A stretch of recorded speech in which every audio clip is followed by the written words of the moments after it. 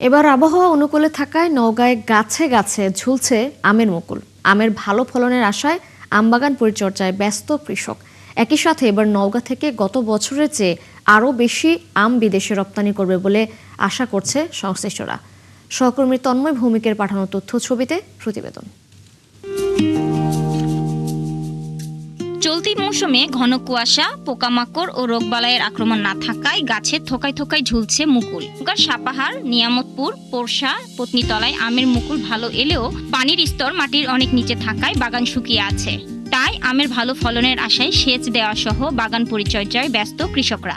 গত বছরের তুলনায় এবার আমের যে মুকুল বেশি আছে এবং এই সময় আমাদের একটু বৃষ্টির প্রয়োজন। শীত এবার অনুকূলে থাকায় ধীরে ধীরে শীত কমতে থাকায় সবকিছু অনুকূলে আছে, যার ফলে পোকার আক্রমণ একটু কম হয়েছে। শিয়া বাটার ও ভিটামিন সমৃদ্ধ লিলি বিউটি সোপ, তারুণ্যময় উজ্জ্বল ত্বকের জন্য। প্রতি বিঘা আম চাষ করতে 50,000 থেকে 60,000 টাকা খরচ হয়। চলতি মৌসুমে প্রতি বিঘায় 1.5 লাখ থেকে 2 লাখ টাকার আম বেচাকেনার আশা করছেন তারা। বিঘা প্রতি আমাদের মাঝারি সাইজের গাছে 40-45 মন উৎপাদন হয়। এলাকার সিন্ডিকেট যেটা আছে আমের বাজারের সময়, সেই সিন্ডিকেটটা যদি ভাঙা যায় তাহলে আমরা ভালো একটা ফল পাবো। বেশি আম উৎপাদন ও রোগবালাই থেকে রক্ষা করতে কৃষকদের পরামর্শ দিচ্ছেন কৃষি বিভাগ। কোন যত্ন নিলে আমের ফলনটা ভালো হবে এই বিষয়ে আমরা পরামর্শ দেওয়ার চেষ্টা করছি। আমরা আশাবাদী যে আবহাওয়াটা যদি অনুকূলে থাকে তাহলে অন্যান্য যে কোনো বছরের চাইতে এবছর আমের যে প্রোডাকশন উৎপাদন সেটা অনেক বেশি হবে। এবার উন্নত জাতের আম্রপালি, বাড়ি 4, ব্যানানা ম্যাঙ্গো আম ইউরোপ, মধ্যপ্রাচ্যের পাশাপাশি চায়নাতে রপ্তানির আশা করছেন কৃষি উদ্যোক্তারা। যে আমরা আগে এথনিক মার্কেটে বেচতাম যে প্রাইসে, তার প্রায় দ্বিগুণ প্রাইস আমরা আশা করছি সুপার স্টোর বা ডিপার্টমেন্টাল স্টোরগুলোতে আমরা যদি বেচতে পারি তাহলে কিন্তু আমের প্রাইসটা অবশ্যই এক্সপোর্ট কোয়ালিটি আমের দামটা বাড়বে, চাষিরাও আপনারা লাভবান হবে। এদিকে কৃষক কর্মকর্তারা জানান, জেলায় একটি মাত্র আম প্যাকেজিং হাউস রয়েছে। তবে সরকারি অথবা বেসরকারিভাবে প্যাকেজিং হাউস বাড়ানো হলে আরও বেশি রপ্তানি করা সম্ভব। আমরা আশা করছি এই উৎপাদনের মাত্রা এবার ছাড়িয়ে যাবে। এছাড়াও দেশের বাইরেও আমাদের অনেক রপ্তানিকারক আম নিয়ে থাকে, সেটাও বাড়বে। চলতি মৌসুমে 30,500 হেক্টর জমিতে 4.5 লাখ মেট্রিক টন আম উৎপাদনের আশা করছেন চাষিরা। শাকিলা সিথি, 71। নওগাঁয় আমের ভালো মুকুল হওয়ার বিষয়ে আরো তথ্য জানাতে আমাদের সাথে দর্শক এই মুহূর্তে যুক্ত হচ্ছেন আমাদের সহকর্মী তন্ময় ভৌমিক। তন্ময়, আমের ফলন নিয়ে কি বলছেন বাগান মালিকরা এবং কৃষি সম্প্রসারণ অধিদপ্তর কৃষকদের কি ধরনের সহায়তা দিচ্ছে জানাবেন।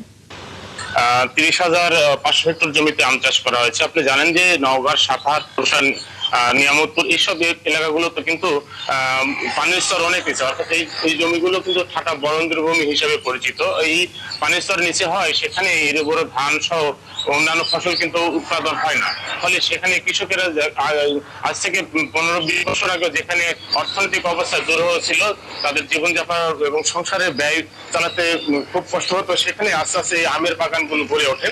সেই আমের বাগান কিন্তু গড়ে ওঠার ফলে তাদের অর্থনৈতিক যে স্বাবলম্বিতা সেটা কিন্তু ফিরে এসেছে। আপনাকে জানিয়ে রাখি যে এই নওগাঁয় অন্যান্য বছর আমরা দেখেছি সেখানে প্রচুর কুয়াশা হয় এবং পোকা রোগবালাই লাগে, তবে এবছর কিন্তু আবহাওয়া সেই রকম কুয়াশা নেই এবং বৃষ্টি নেই আপাতত।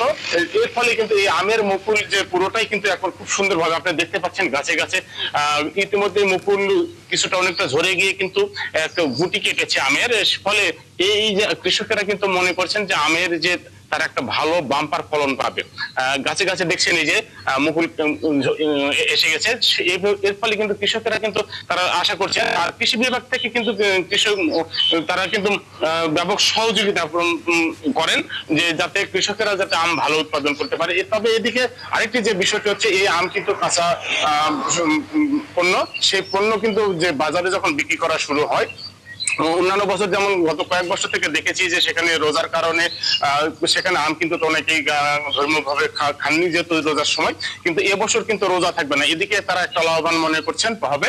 আর আরেকটা যেটা হচ্ছে যে নওগাঁর সাপাহার যেটা বাণিজ্যিক কেন্দ্র, সেখানে 250 থেকে 300 জন এই আড়ত ব্যবসায়ী বসেন, তারা একটা সিন্ডিকেটের মাধ্যমে কৃষকের কাছে খুব কম মূল্যে আম কিনে তারা কিন্তু বেশি দামে বিক্রি করেন। তারা মনে করছেন, কৃষকেরা মনে করছেন যে এই সিন্ডিকেট যদি ভাঙা যায় বা এখানে যদি কোল্ড স্টোরেজ সহ অন্যান্য যেগুলো স্থাপন আছে সেগুলো যদি রক্ষা করা যায় এবং সরকারিভাবে যেগুলো যদি স্থাপন করা যায় এবং এই যে সিন্ডিকেট যদি ভাঙা যায় তাহলে কৃষকেরা কিন্তু একটা ভালো দাম পাবে। জি, ভালো দাম পাবে। তন্ময়, ধন্যবাদ আপনাকে যুক্ত হওয়ার জন্য।